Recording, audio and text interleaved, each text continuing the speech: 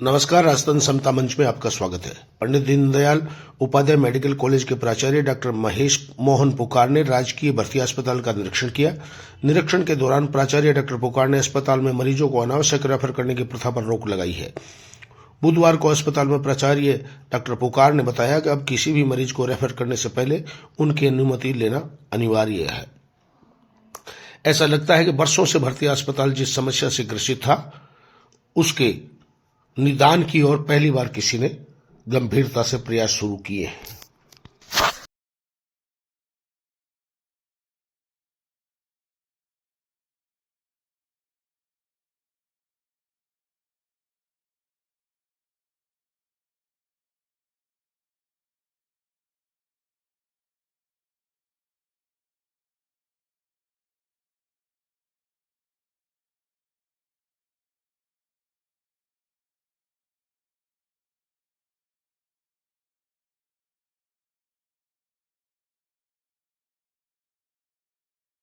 आधा प्लेटलेट, वो जो प्लेटलेट है ना, जो आप लोग ब्लड देते हैं बैग में, उसके अंदर से हम निकालते हैं।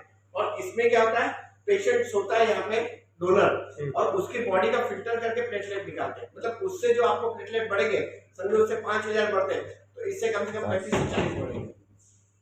तो इसके लिए इसका ये बेनिफिट है। लेकिन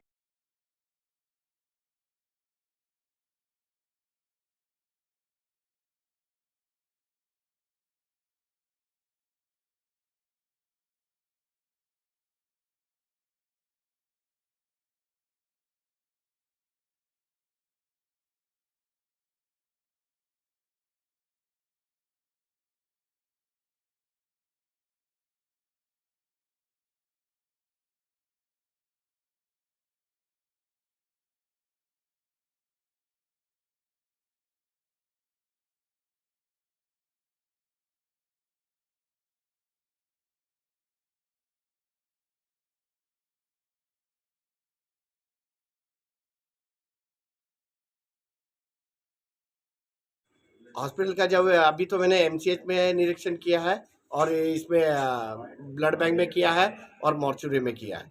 तो मॉर्चुरी के पास की जो ये जो बायो मेडिकल वेस्ट और जो जनरल कचरा दोनों अलग अलग जगह पे पड़ा हुआ है, तो उसको अभी हमने एमएस साहब ने और हमने दोनों ने सफाई के जो सुपरवाइजर है, जो ठेका के ये है सुपरवाइजर देखते हैं, उनको बोल के हमने अभी उनको ये दिया है कि तुरंत प्रभाव से हट जाना चाहिए शाम तक, और कल सुबह हमको वो जगह क्लियर दिखनी चाहिए।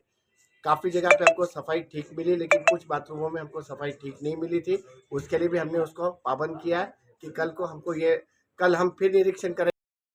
मुख्यमंत्री दिव्यांग स्कूटी योजना अंतर्गत जिले के 42 दिव्यांग जनों को स्कूटी वितरित की गई। विधायक हरलाल सारण, जिला प्रमुख वंदना आर्य, प्रधान दीपचंद राठ सहित जनप्रतिनिधि व अधिकारी रहे मौजूद।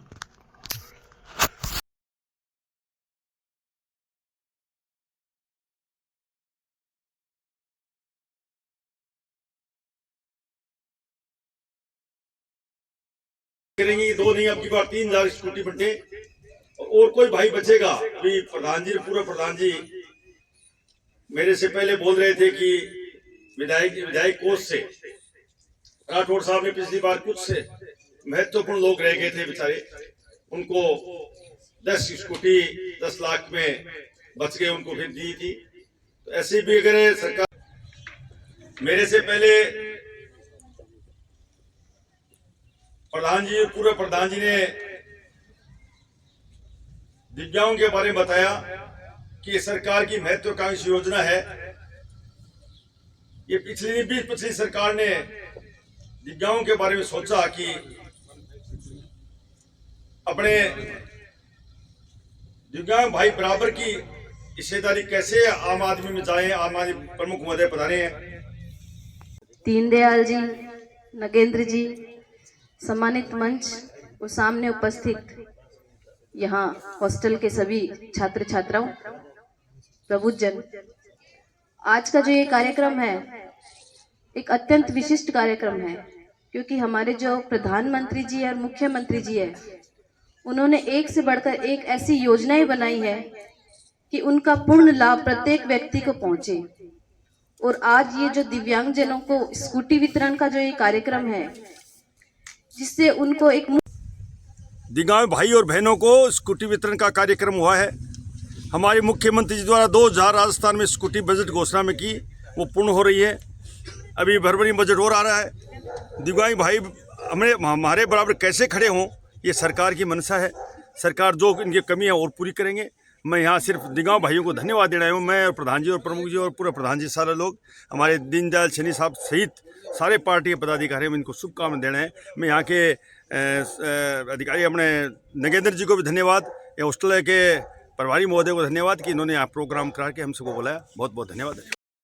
लोहिया महाविद्यालय में सांस्कृतिक साहित्य एवं खेलकूद सप्ताह का दूसरा दिन शुभारंभ करते हुए प्राचार्य मंजू शर्मा ने विद्यार्थियों का उत्साहवर्धन करते हुए कहा कि चूरू के लोक देवता कन्हैयालाल लोहिया द्वारा स्थापित इस महाविद्यालय की पावन धरा को ये वरदान है कि यहाँ के विद्यार्थियों का सर्वांगीण विकास होता है और वे संस्कारों से युक्त होकर अपने भविष्य को संवारते हैं।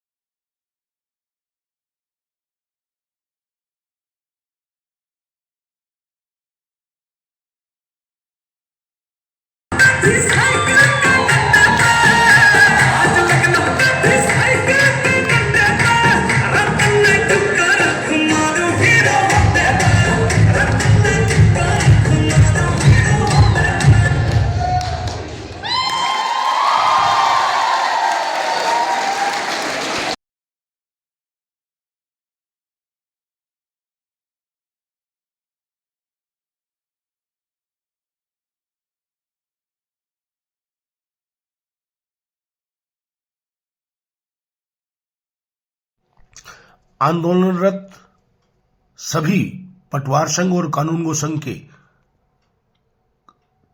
कर्मचारियों ने अब आकस्मिक अवकाश पर रहने का निर्णय लिया है और ये चेतावनी दी है कि यदि इसके पश्चात भी पटवार संघ और कानून गो संघ के मांग पत्रों पर सकारात्मक निर्णय नहीं लिया गया तो 5/2/25 को राजस्थान पटवार संघ द्वारा जयपुर में प्रस्तावित रैली व धरना प्रदर्शन में राजस्थान कानून गो संघ अपनी पूर्ण सहभागिता निभाते हुए उग्र आंदोलन की ओर अग्रसर होगा। बैठे और किस तरह के राजनीति से धरने पर बैठे हैं प्रदेश के आह्वान पर, जिससे जाति मूल क्रॉप कटिंग गिरदावरी, जिससे किसानों को बहुत ज्यादा नुकसान हो रहा है। टाइम पर किसानों की क्रॉप कटिंग नहीं होगी तो उनको मुआवजा नहीं आएगा, जिससे देश में किसानों को बहुत ज्यादा नुकसान हो रहा है। क्या मांग है हमारी? एक तो गिरदावरी में संशोधन की है, एक डीपीसी लिमिट डीपीसी उसकी है, और बोल रहे रेगुलर पे 36 होगी है। चलो एक आपका नाम? मेरा नाम नरेंद्र, जिला कोषाध्यक्ष चूरू। आओ तो जब 13 जनवरी से पटवारी हड़ताल पे हैं, हड़ताल मतलब कार्य बहिष्कार पर हैं, और एक हफ्ते बाद में गिरदावर भी उनके साथ में कार्य बहिष्कार पर आ गए, तो इससे नेचुरल सी बात है कि ये राजस्व एजेंसी के ये प्राइमरी मेंबर हैं, तो कार्य तो प्रभावित हो रहे हैं। जिस तरह से जैसे कोई राजस्व काम है, हमें कोई जांच मंगवानी होती है, किसी काश्तकार की या किसी भी व्यक्ति की कोई जांच मंगवानी होती है, तो वो काम रुके हुए हैं।